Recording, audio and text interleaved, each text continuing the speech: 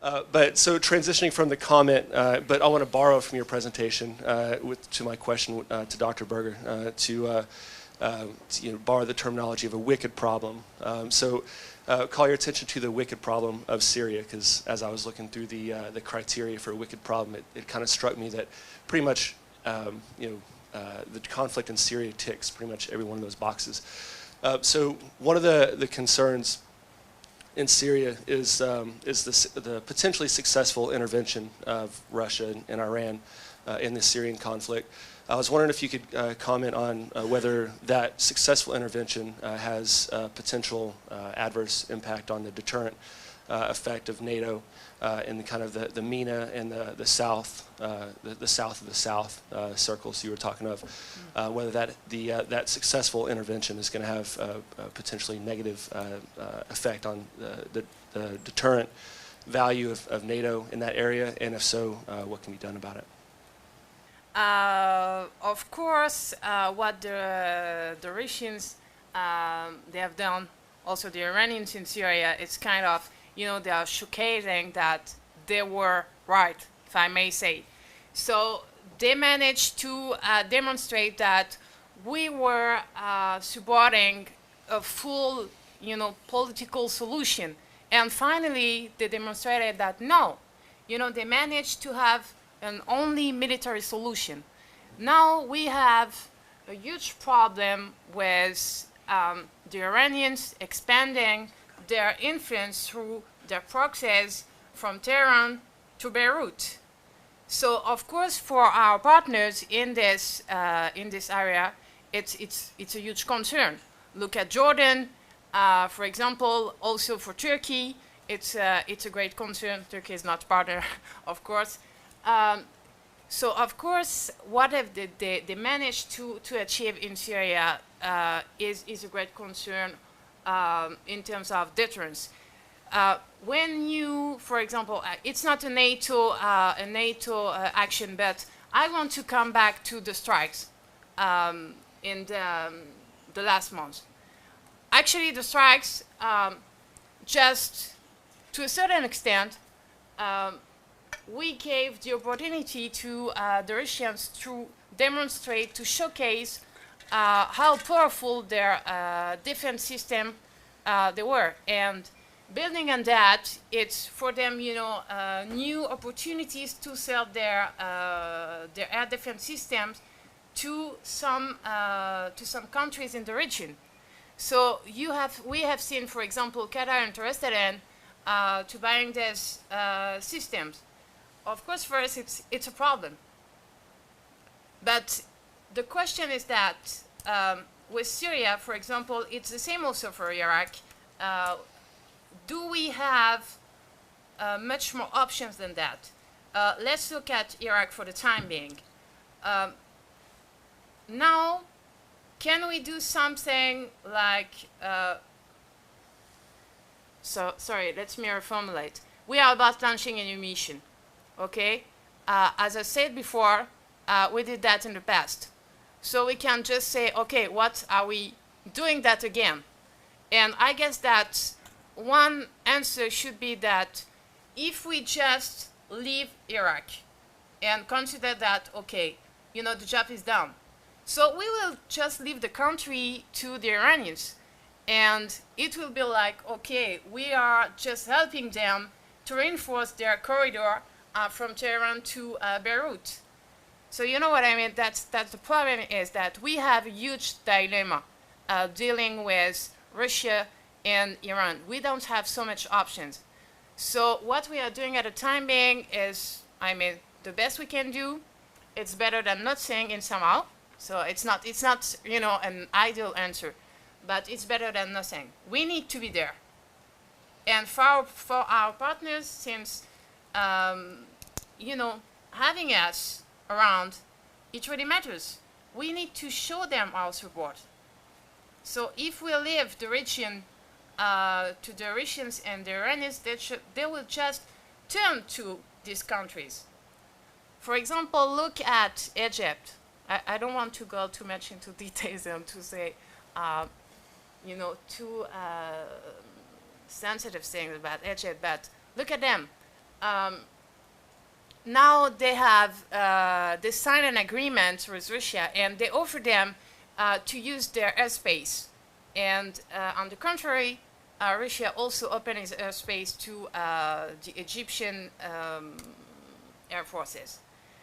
So it's something that they never granted to any NATO members. At the same time, okay, can we say that, okay, obviously now you are not anymore on the NATO side. They are on the NATO side. And I guess that on the long run, they will remain on the NATO side. The problem is that we don't have a choice. We need to support and to stand by Egypt, because by far, by any means, you know, Egypt is too big to collapse. So it's pretty much more or less, you know, the kind of options that we have. I think actually the deterrent effect is going to be minimal. I mean, I understand the argument that Russia came to a partner's aid and essentially delivered whatever will be looked at as strategic success. So I get that argument, but their success was no better than ours in terms of coming to Iraq's aid when they were threatened by ISIS, and we do have a history of major intervention in the region for defense of our partners. So I think that impact will be minimal. And to kind of just think about this as a wicked problem too, I mean, the irony is, right, their success could actually be to the U.S. advantage in terms of stabilizing the refugee flows in the country, right? So we take a hit maybe a little on credibility, but if it stabilizes Syria, relieves the refugee flows, maybe that's not a bad outcome. And oh, by the way, Russia and Iran, you're stuck with a multi-billion-dollar reconstruction bill for Syria.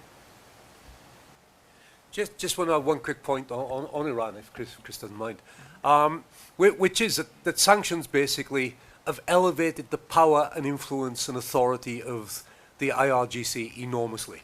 And Peter Andreas did a brilliant analysis about 10 years ago about the criminalization consequences of sanctions, and we've seen it at work in Iran. And it's something that's never thought about and given any attention in Washington. My question is about incentivization versus deterrence. So you raised this, and it's the first time really I've noted that this has been brought into the conversation. And I'm just wondering, so you raised the idea that China, we need to deter in the south of the South. I spent a bit of time in Africa, and I saw lots of Chinese organizations and Chinese towns, or Chinatowns, I guess, in large things. So I'm not sure if deterrence is there. But how would we incent, in particular in Iran as well, where we generally in the Western liberal democracies tie our values to where we invest? So how do we incent? Is that not a complex problem in itself? Definitely. I mean, the Chinese problem is on the long term. The idea is that to which extent the Chinese, they will be interested to cooperate with Russia on the side, or to cooperate with us. So my idea is that maybe from now on, and also because it's a major concern for certain of our allies, I would say that the Europeans, they are not so much concerned by the Chinese influence, growing influence on the continent. But some of our allies, they are concerned by that. The idea is that maybe we should start to think about what we can do against or with the Chinese. And I would say that maybe thinking about doing things with the Chinese would be a good opportunity to avoid having them becoming or taking a kind of antagonistic position in the future. Now they started to I mean, they are a security provider on the continent.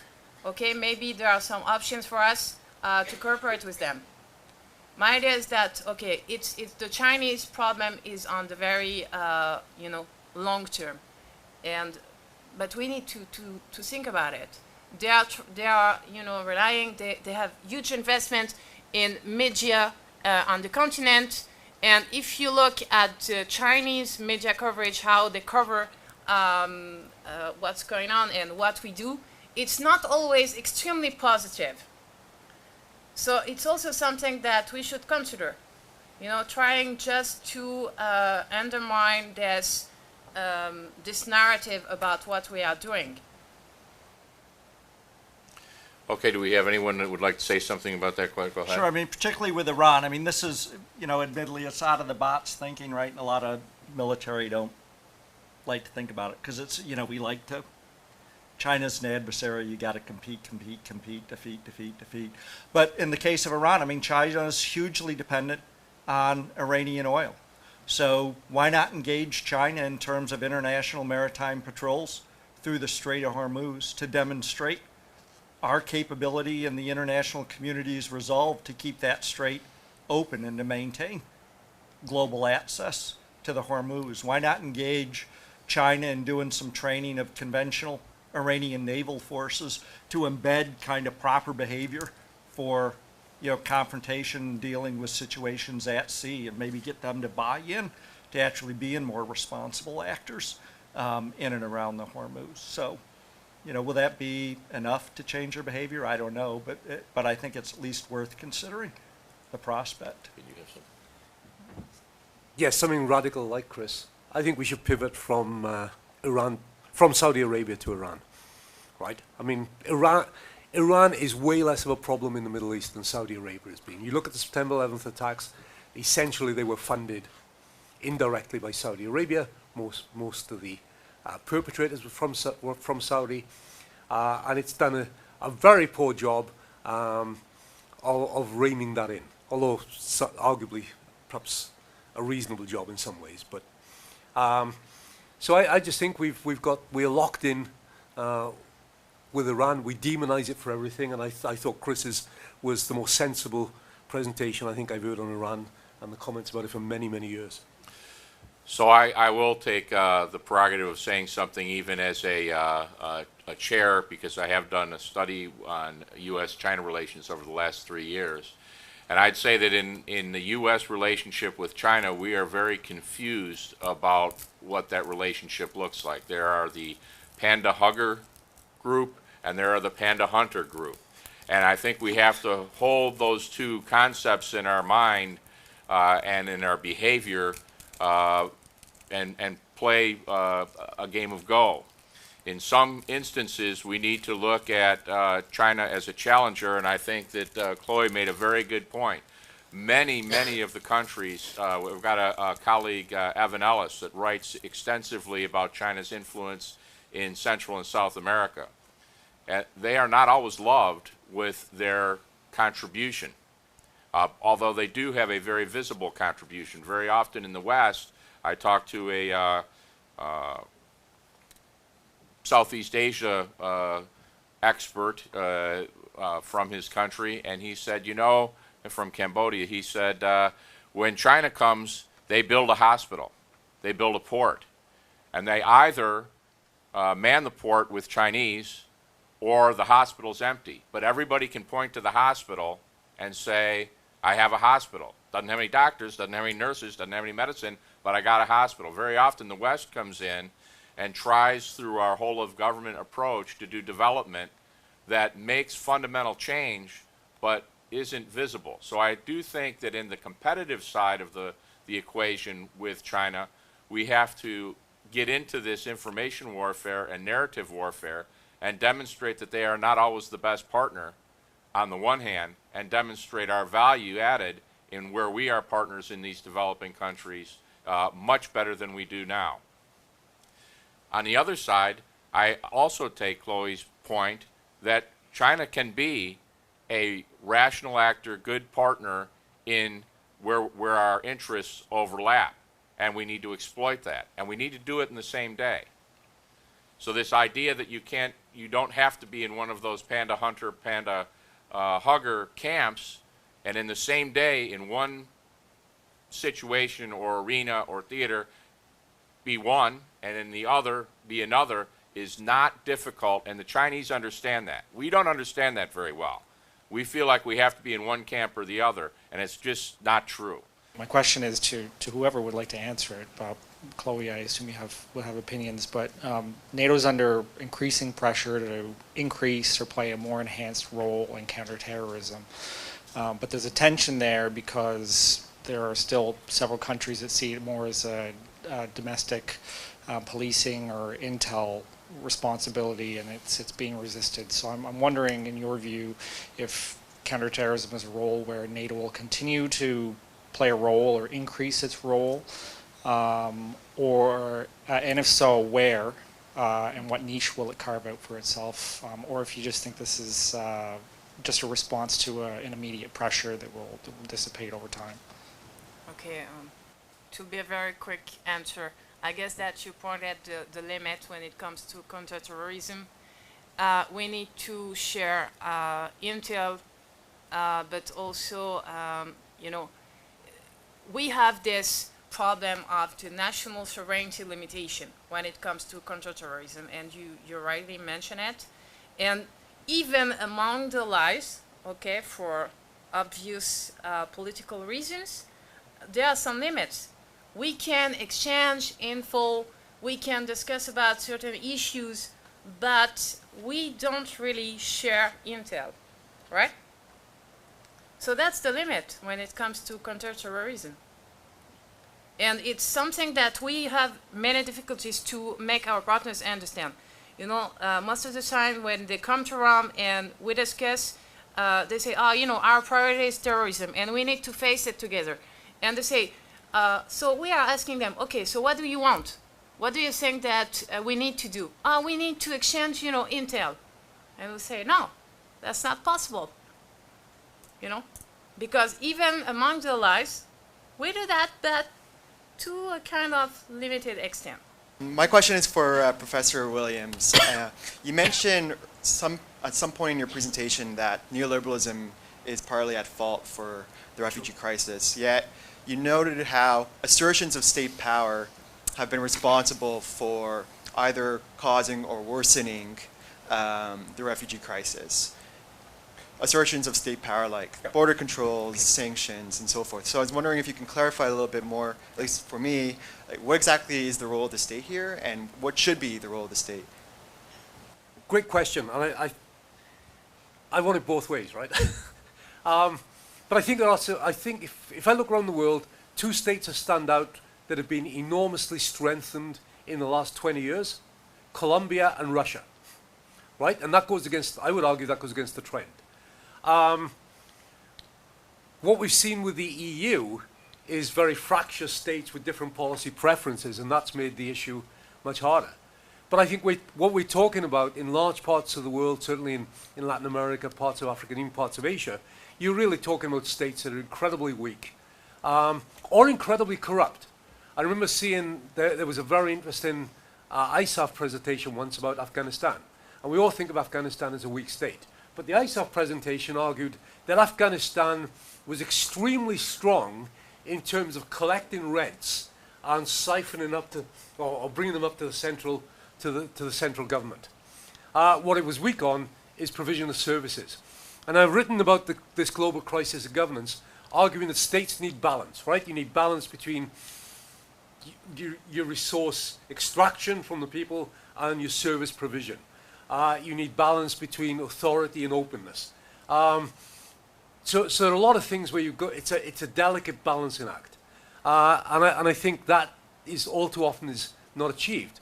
There's also an argument in large parts of the world the state is exactly what the elites want it to be, right? So in Latin America, you can argue the elites quite like the fact that states don't actually collect much income tax. It's value-added taxes and those kinds of things to the extent that they collect tax at all. So I think you've got a mixed bag. But I think it is indicative that these flows we're seeing are from states that have all these governance problems to states which are traditionally Westphalian, right? And then there's that group in the middle along the Balkan route which have been in fear of being overwhelmed. And I think that is a legitimate concern, that if you get this influx from these people who are fleeing from states that are quasi-states or corrupt states or cruel states, that will have an impact on those states, and it will create some real massive internal problems of simply overload for them. So I think that's part of the pushback against that. I hope that's this partial answer, but it's a great question. I agree, Chris, with what both you and Phil said about the unintended consequences of sanctions. But my sense of the emerging U.S. policy on Iran post-JCPOA is not simply enhanced sanctions with the goal of moderating Iranian behavior or getting a better nuclear deal. I think it's closer to what you might describe as outright economic warfare with the goal of cracking the regime. And I think the hardliners in the administration on Iran have concluded that the regime is exceptionally fragile right now, and that, especially on the economic front, and that they're sort of at a tipping point, and now is the point to push hard.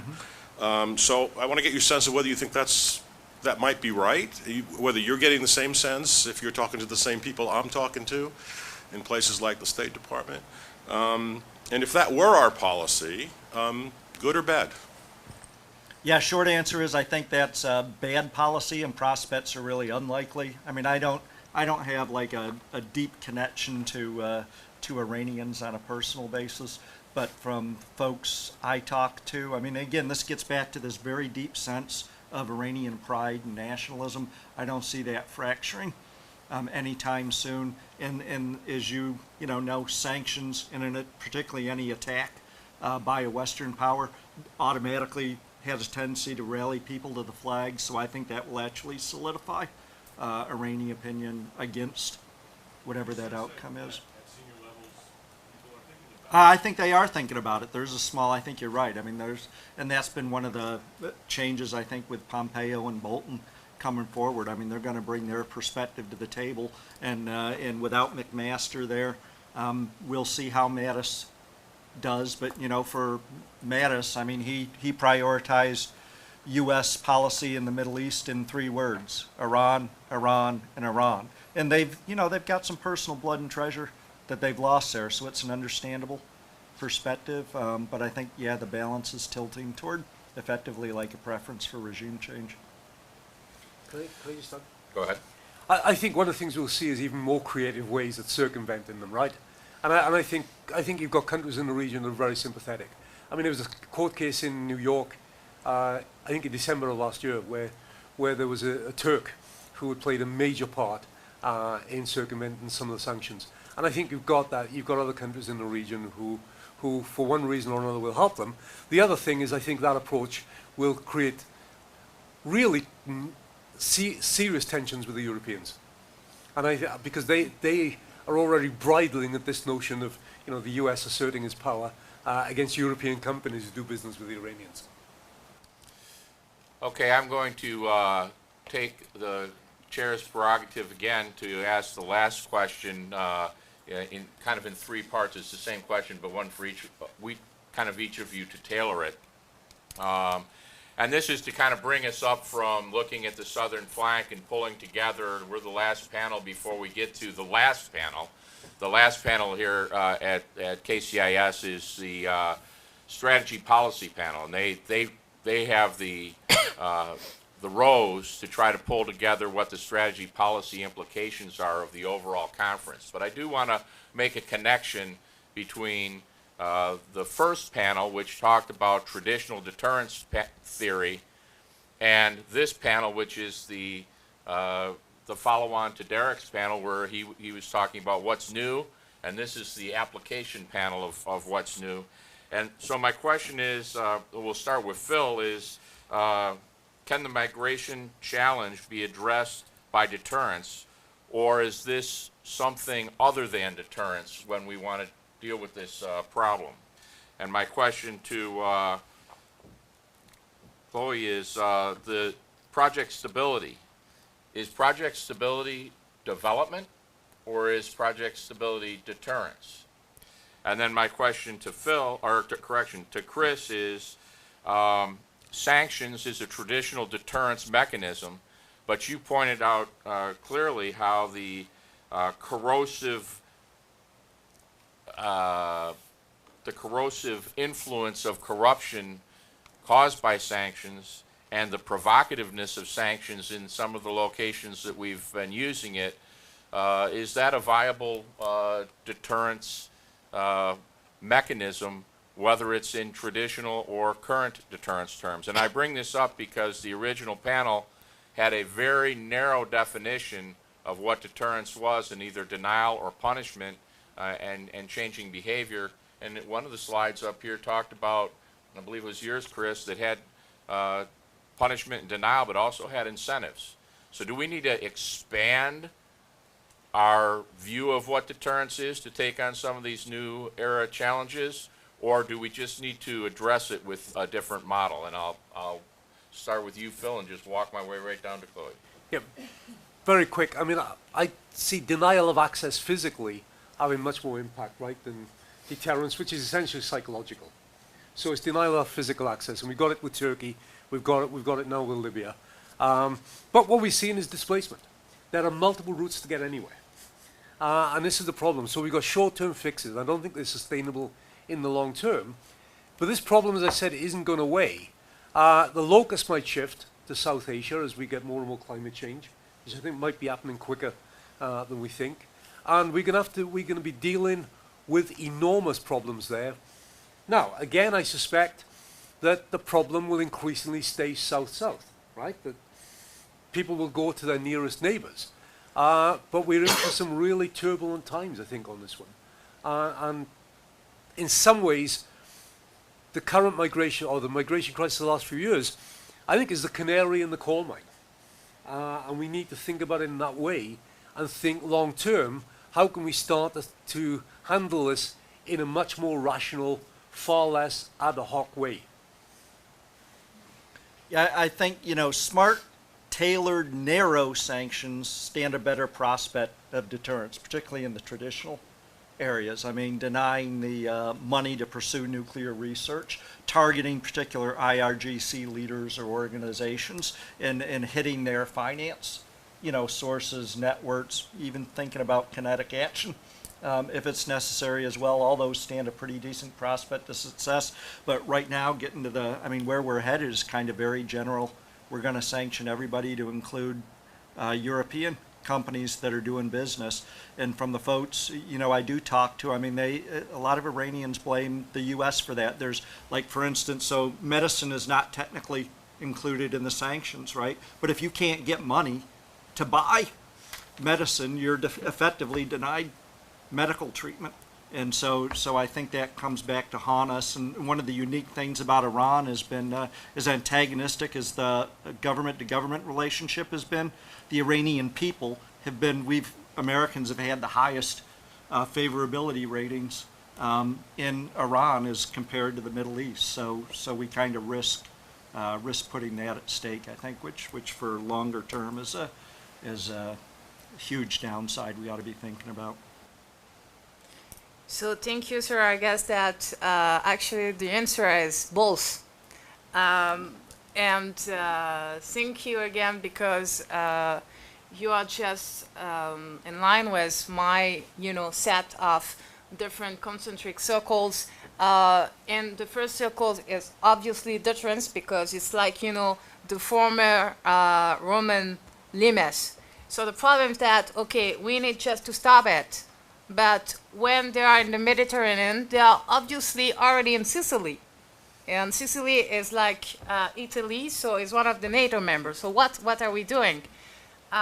So we need to go to the other shore of the Mediterranean. And there, of course, we are doing development. Why? Because we are trying to empower our partners. The problem is that we have a very narrow conception of development when it comes to NATO, because we are not, equipped to do what the international, or what usually people understand as development. And for this reason, we need to go further south and to work with other organizations, because you have a lot of people doing development already in this part of the world. The problem is that most of the time we have assumptions, and for example, that's a tricky point when we say, oh, we need to do better things, and we need to do much more activities with EU.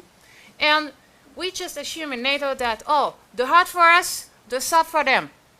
The problem is that if you speak with, EU people, they don't agree on this, division of task.